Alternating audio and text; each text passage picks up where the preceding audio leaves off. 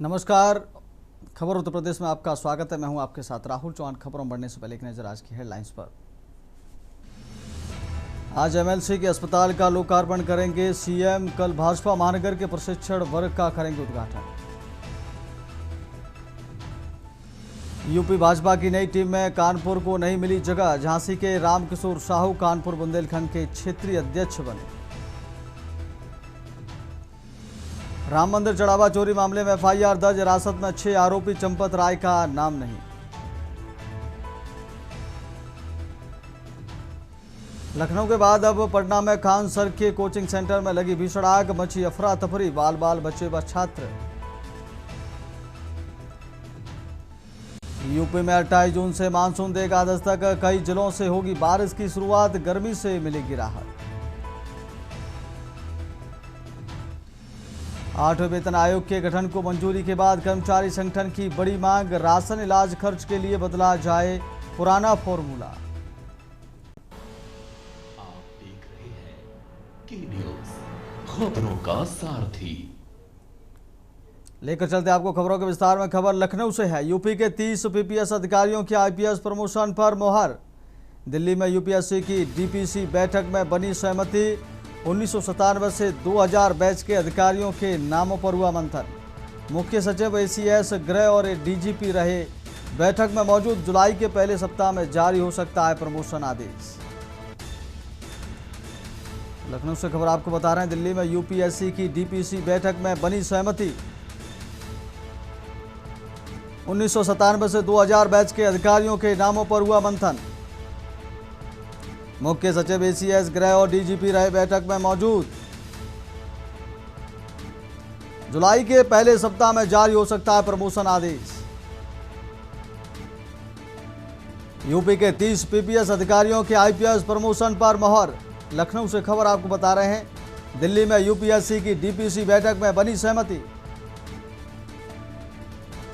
1997 से 2000 बैच के अधिकारियों के नामों पर हुआ मंथन। मुख्य सचिव एसीएस गृह और डीजीपी रहे बैठक में मौजूद। दिल्ली में यूपीएससी की डीपीसी बैठक में बनी सहमति। 1997 से 2000 बैच के अधिकारियों के नामों पर हुआ मंथन।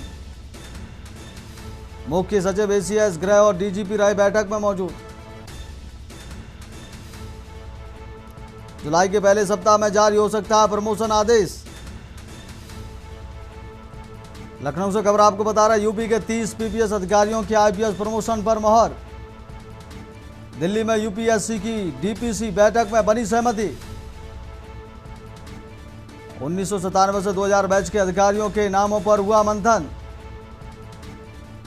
मुख्य सचिव एसीएस गृह और डीजीपी रहे बैठक में मौजूद।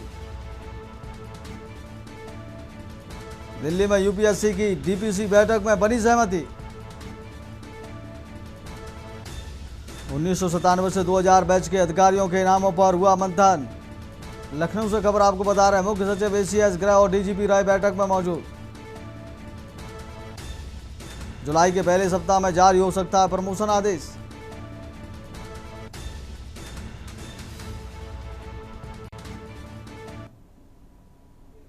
बड़ी खबर की ओर रुख कर लेते हैं। खबर कौशाम्बी से आपको बता रहे हैं। कौशाम्बी से बड़ी खबर। गैस टैंकर में लगी भीषण आग। कौशाम्बी से बड़ी खबर आपको बता रहे हैं। गैस टैंकर में लगी भीषण आग। हादसे में 7 टोल कर्मी झुलसे अस्पताल में भर्ती। टोल गेट के कई चैम्बर जलकर राख। कौशाम्बी से बड़ी खबर आपको बता रहे हैं। टोल के डिवाइडर लेन से टकराने पर गैस रिसाव के बाद अचानक भड़की आग। कौशाम्बी से आपको बड़ी खबर बता रहे हैं। गैस टैंकर में लगी भीषण आग लगने से अफरा तफरी मची। दमकल की कई गाड़ियां मौके पर पहुंची। कौशाम्बी से बड़ी खबर आपको बता रहे हैं। कड़ी मशक्कत के बाद आग पर पाया काबू। दमकल की कई गाड़ियां मौके पर पहुंची। कौशाम्बी से बड़ी खबर आपको बता रहे हैं। गैस टैंकर में लगी भीषण आग।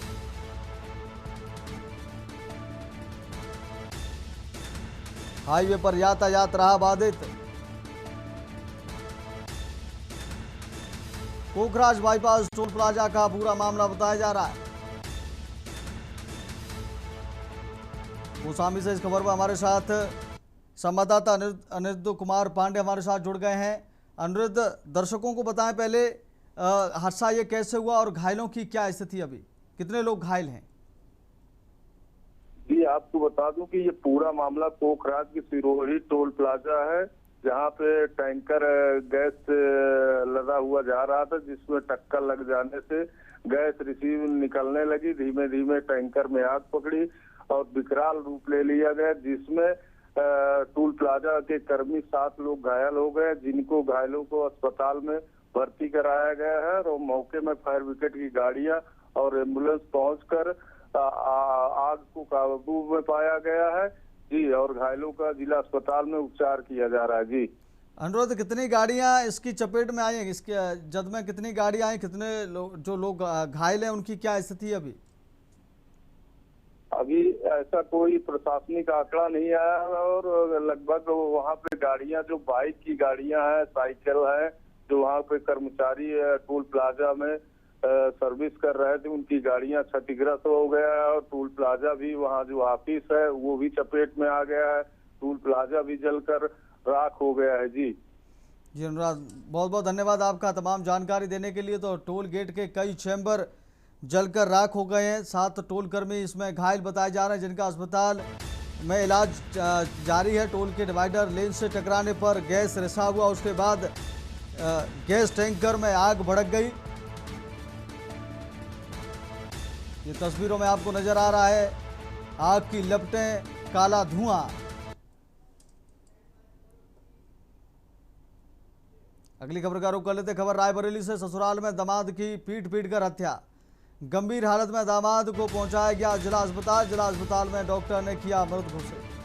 पिटाई से दामाद वीरेंद्र सिंह की हुई मौत, डंडों से की गई थी दामाद की पिटाई। पुलिस ने सबको कब्जे में लेकर पोस्टमार्टम के लिए भेजा। जांच पड़ताल में जुटी पुलिस। आरोपियों को हिरासत में लेकर कर रही पूछताछ। नसीराबाद थाना क्षेत्र के कुबरमऊ गांव की घटना। डंडों से की गई थी दामाद की पिटाई, पुलिस ने सबको कब्जे में लिया। जांच पड़ताल में जुटी पुलिस। रायबरेली से खबर आपको बता रहे हैं। आरोपियों को हिरासत में लेकर कर रही पूछताछ। ससुराल में दामाद की पीट कर हत्या। रायबरेली से खबर आपको बता रहे हैं। ससुराल में दामाद की पीट कर हत्या, गंभीर हालत में दामाद को पहुंचाया गया जिला अस्पताल। जिला अस्पताल में डॉक्टरों ने किया मृत घोषित। पिटाई से दामाद वीरेंद्र सिंह की हुई मौत, डंडों से की गई थी दामाद की पिटाई।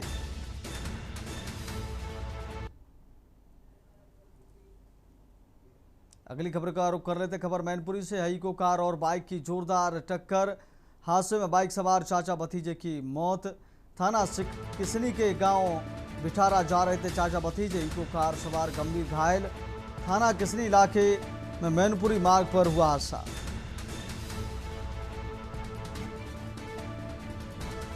इको कार सवार गंभीर घायल, हादसे में बाइक सवार चाचा भतीजे की मौत।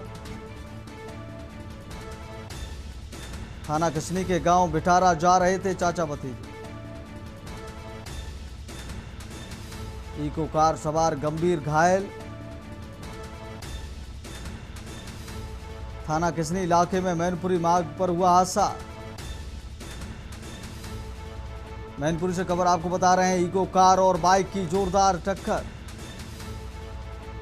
हादसे में बाइक सवार चाचा भतीजे की मौत। थाना किसनी के गांव बिटारा जा रहे थे चाचा भतीजे।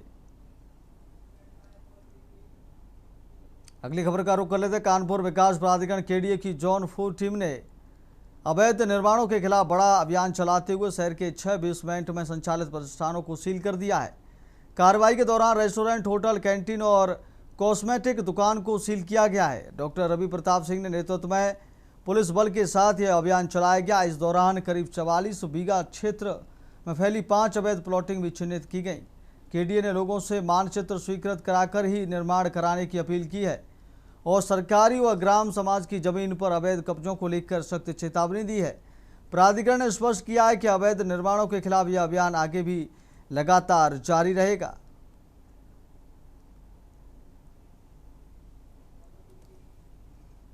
अगली खबर का रुख कर लेते हैं। कानपुर कमिश्नर पुलिस ने अपराधियों के खिलाफ चलाए जा रहे अभियान के तहत सचेंडी थाना पुलिस और सर्विलांस टीम की संयुक्त कार्रवाई में घरों में चोरी करने वाले अंतर जनपदीय चोर गिरोह का पर्दाफाश किया है। पुलिस ने 5 साथिर आरोपियों को गिरफ्तार कर उनके कब्जे से चोरी के सोने चांदी के आभूषण, नकदी और वारदात में प्रयुक्त बोलेरो व मोटरसाइकिल बरामद की है। ज्वाइंट पुलिस कमिश्नर विपिन ताड़ा ने बताया कि जून माह में सचेंडी थाना क्षेत्र में हुई 2 बड़ी चोरी की घटनाओं के खुलासे के लिए विशेष टीमों का गठन किया गया था। ऑपरेशन त्रिनेत्र के तहत सीसीटीवी फुटेज, सर्विलांस और मुखबिर तंत्र की मदद से आरोपियों की पहचान कर गुरुवार को कटरा भैंसौरो भगवानपुर मार्ग स्थित बंद फैक्ट्री के पीछे से 5 आरोपियों को गिरफ्तार किया गया है। पूछताछ में आरोपियों ने बताया कि वे दिन में गांव और मोहल्लों की रेकी कर सुनसान मकानों को निशाना बनाते थे। रात में छत या मुख्य दरवाजे के रास्ते घरों में घुसकर अलमारी और बक्सों से ताले तोड़कर जेवरात और नकदी चोरी कर गायब हो जाते थे। थाना सचेंडी में जून माह में हुई चोरी की घटना का अनावरण करते हुए पुलिस ने ये अंतर जनपदीय गैंग का अनावरण किया है, जिसमें कि अभी तक इस गैंग के 5 लोग गिरफ्तार किए हैं और इसमें कुछ इनके साथी हैं जो फिलहाल फरार हैं, जिनकी तलाश पुलिस को चल रही है। ये 5 जो अभियुक्त गिरफ्तार हुए हैं, इनसे करीब 15 लाख मूल्य के गहने और कैश बरामद हुआ है। साथ ही में एक बोलेरो गाड़ी जो घटना में प्रयुक्त हुई थी और एक मोटरसाइकिल और चोरी के लिए उपकरण इस्तेमाल हुए हैं। अगली खबर का रुख कर लेते हैं। लखनऊ विकास प्राधिकरण एलडीए के एडिशनल सेक्रेटरी ज्ञानेंद्र वर्मा का तबादला कर दिया गया है। कई वर्षों से एलडीए में तैनात रहे ज्ञानेंद्र वर्मा को अब कानपुर विकास प्राधिकरण केडीए में नई जिम्मेदारी सौंपी गई है। उनके स्थानांतरण के आदेश जारी होने के बाद प्रशासनिक हलकों में इसकी चर्चा है।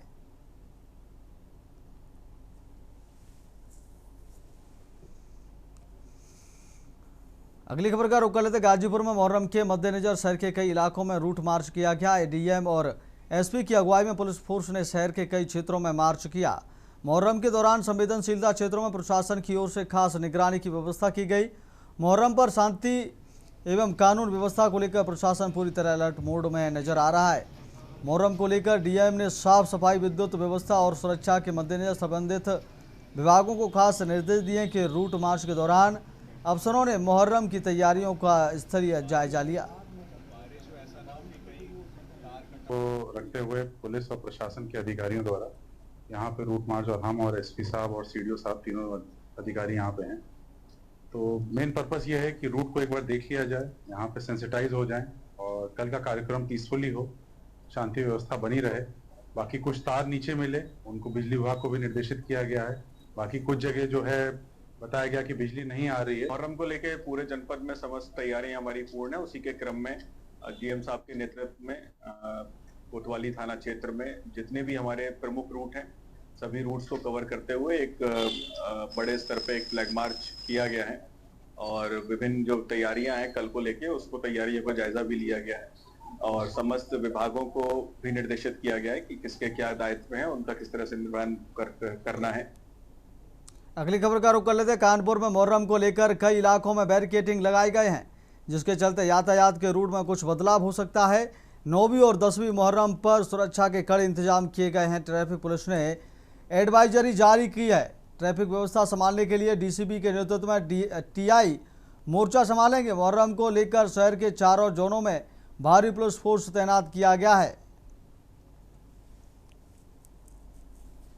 9वीं और 10वीं मुहर्रम को लेकर क्योंकि यहाँ पे काफ़ी संख्या में जुलूस निकलती है, उसको लेकर जो है यातायात पुलिस के द्वारा जो है तैयारी कर ली गई है। हम लोगों ने प्रेस विज्ञप्ति भी जारी कर दी है और हमारी जो ड्यूटियाँ है वो चारों जोनों में लगा दी गई है। सभी जोनों में जो इंस्पेक्टर हमारे टीआई हैं उनको डेडिकेट कर दिया गया है। जो संबंधित जोन के जो डीसीपी साहबान हैं उनके नियंत्रण में वो लोग काम करेंगे।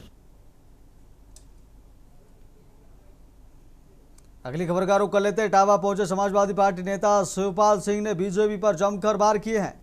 शिवपाल सिंह ने कहा कि जो लोग सपा छोड़कर बीजेपी में गए हैं वो भगोड़े हैं। राम मंदिर चंदा चोरी के सवाल पर शिवपाल सिंह ने कहा कि मामले की निष्पक्ष जांच होनी चाहिए और जो भी दोषी हो उस पर कड़ी कार्रवाई होनी चाहिए। उन्होंने कहा कि भाजपा पीडीए फॉर्मूले से घबराई हुई है। उन्होंने कहा कि बीजेपी परिवारवाद का आरोप लगाती है लेकिन खुद अपने परिवारों को लाभ पहुंचाती है। परिवारवाद का आरोप लगाने वाली बीजेपी खुद परिवार को दे रही है जिम्मेदारी। कहा सपा ने किसी को नहीं निकाला, कुछ लोग खुद पार्टी छोड़ गए, उन्हें पहले इस्तीफा देना चाहिए था। स्वामी प्रसाद मौर्य के भगवान राम वाले बयान पर कहा मैं उनके बयानों को गंभीरता से नहीं लेता। साहब ने शहादत दी और सन 1980 ईस्वी के तो यहाँ के लोग के उन्हीं की याद में आज के दिन मिलते हैं जुलते हैं खाना सब चीजें देते हैं, लंगर बांटते हैं, उनको लंगर। भाजपा के पदाधिकारियों की नई लिस्ट जारी हो चुकी है जिसमें देखने को ये मिल रहा है कि ओबीसी को सीटें ज़्यादा दी जा रही हैं, नए उसमें पद ज़्यादा दिए गए हैं। तो क्या लग रहा है पार्टी पीडीए फॉर्मूले से डरी हुई है? पीडीए डरी नहीं, पीडीए हावी है। नहीं, भाजपा डरी हुई है। हाँ, भाजपा डरी है। रुकेंगे छोटे से ब्रेक के लिए, ब्रेक के बाद खबरों में जल्द लौटेंगे।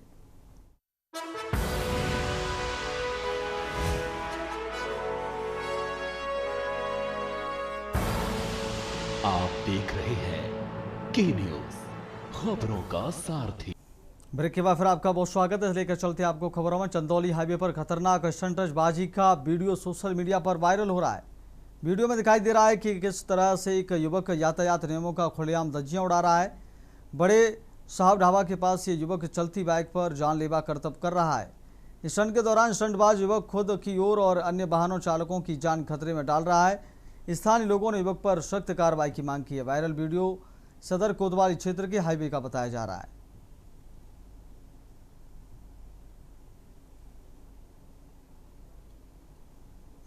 अगली खबर गाजीपुर से है, जहां होटल कारोबारी विनीत राय मर्डर केस मामले में नया अपडेट सामने आया है। पुलिस ने मामले में आरोपी रविशंकर उर्फ रविशेखर पांडे को गिरफ्तार किया है। पुलिस ने आरोपी को सदर कोतवाली क्षेत्र के फुल्लनपुर रेलवे क्रॉसिंग के पास गिरफ्तार किया है। मामले में पकड़ा गया आरोपी रविशेखर उर्फ रविशंकर हत्याकांड को अंजाम देने वाले मुख्य आरोपी 1 लाख के इनामी शंकर पांडे का पिता है। मामले का मुख्य आरोपी शंकर पांडे फरार चल रहा है। पुलिस ने उस पर 1 लाख का इनाम घोषित कर रखा है। पकड़ा गया आरोपी रविशेखर विनीत राय हत्याकांड की साजिश में शामिल बताया जा रहा है। गाजीपुर में 29 मई को होटल कारोबारी विनीत राय की बदमाशों ने गोली मारकर हत्या कर दी थी। विनीत राय हत्याकांड का 1 लाख का आरोपी कमलेश सिंह बिंद पुलिस मुठभेड़ में मारा जा चुका है, जबकि हत्याकांड में शामिल 2 आरोपियों को पुलिस पहले ही गिरफ्तार कर चुकी है। मामले के अन्य आरोपियों की अभी तलाश जारी है।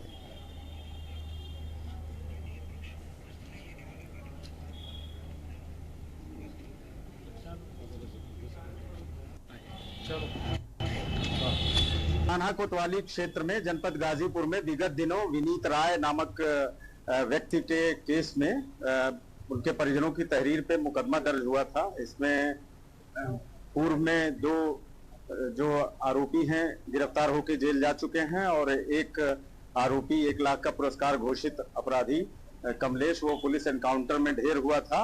आज इसमें जो एक आरोपी है शंकर पांडे, उसके पिता रविशेखर पांडे को पुलिस द्वारा गिरफ्तार करके न्यायिक अभिरक्षा में भेजा गया है।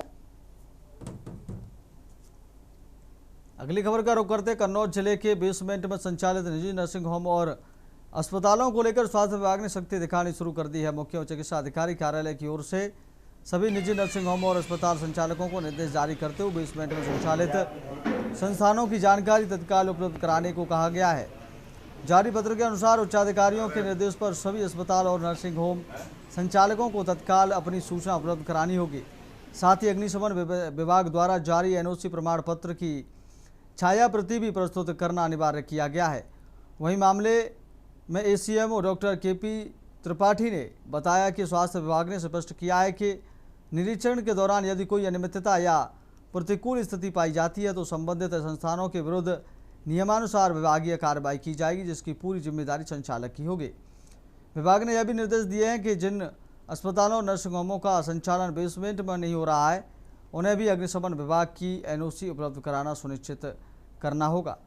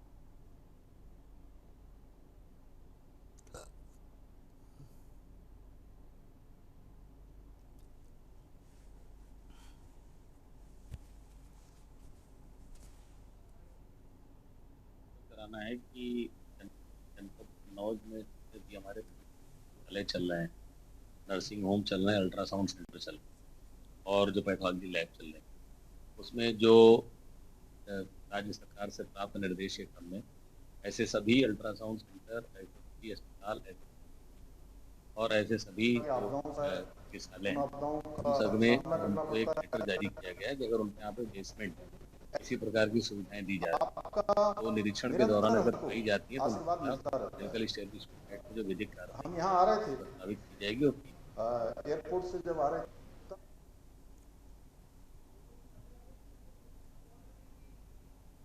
अगली खबर का रुख कर लेते हैं फिरोजाबाद में मुहर्रम को लेकर फिरोजाबाद पुलिस प्रशासन पूरी तरह सतर्क है। एसपी ग्रामीण अनुज चौधरी ने सुखवाबाद पहुंचकर ताजियों का निरीक्षण किया और सुरक्षा व्यवस्थाओं का जायजा लिया। इस दौरान उनके सामने ताजियों की ऊंचाई भी नापी गई। एसपी ग्रामीण अनुज चौधरी ने बताया कि सुरक्षा व्यवस्था के मद्देनजर ताजियों की ऊंचाई पर विशेष ध्यान दिया जा रहा है ताकि पूर्व में हुई दुर्घटनाओं की पुनरावृत्ति न हो। जिन स्थानों से ऊंचे ताजिए बनाए जाने की सूचना मिली है वहां उन्हें निर्धारित मानकों के अनुरूप छोटा कराया जा रहा है। उन्होंने कहा कि जमीन से ताजिए की कुल ऊंचाई 10 फीट से अधिक नहीं होनी चाहिए, जिससे बिजली के तारों की चपेट में आने से जैसी किसी भी दुर्घटना से बचा जा सके। लगातार फुट पेट्रोलिंग की जा रही है और सभी जो दिशा निर्देश शासन के उनके अनुपालन के लिए सभी को बताया जा रहा है। जितने ताजिएदार या अलम वाले, जैसे कुछ के जो मानक से अधिक ऊंचे जो ताजिए हैं या वो हैं, उनको बताया जा रहा है, छोटा कराया जा रहा है और ताकि आगे ऊपर बिजली के तारों में लग के कोई इस तरह की घटना ना हो जो शायद पूर्व में हुई है। इसका सख्ताई से पालन किया जा रहा है और जहां हमें ताजिए बड़े या छोटे मतलब सूचना आ रही है उनको छोटा किया भी कराया जा रहा है। फिलहाल खबर उत्तर प्रदेश से मेरे साथ इतना ही। देखते रहिए न्यूज़ इंडिया। नमस्कार।